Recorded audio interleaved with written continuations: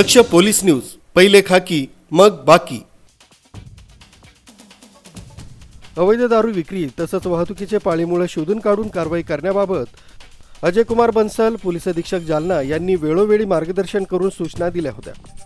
Police निरीक्षक सुदाम भागवत यांना बातमीदारामार्फत माहिती मिळाली की जालना ते छत्रपती संभाजीनगर हायवेनं एका बंद बॉडीच्या टाटा एस पिकअप वाहनामधून विनापरवाना विदेशी दारूची वाहतूक होत आहे। त्या अनुषंगाने पोलीस निरीक्षक सुदाम भागवत यांनी लागलीच पोलीस पथक नेमून सदर वाहनावर कारवाई करण्याबाबत सूचना दिल्या।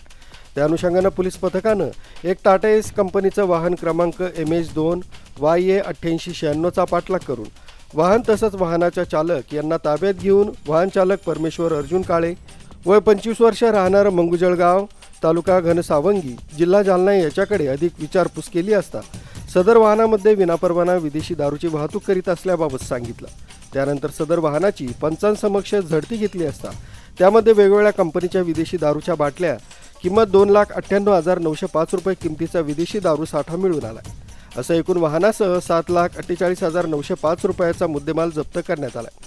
सदर वाहन चालकावर बदनापूर पोलीस स्टेशन इथं पोलीस हवालदार बाबासाहेब जराड यांच्या फिर्यादीवरून गुन्हा दाखल करून वाहन चालकास अटक करण्यात आली।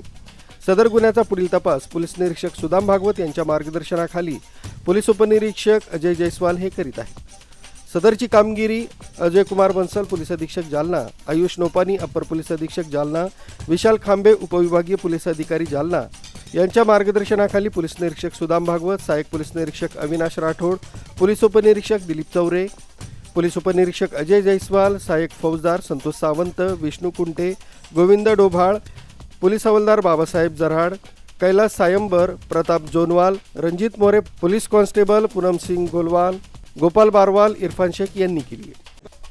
विलास हिवाळे, दक्ष पोलीस न्यूज, जालना।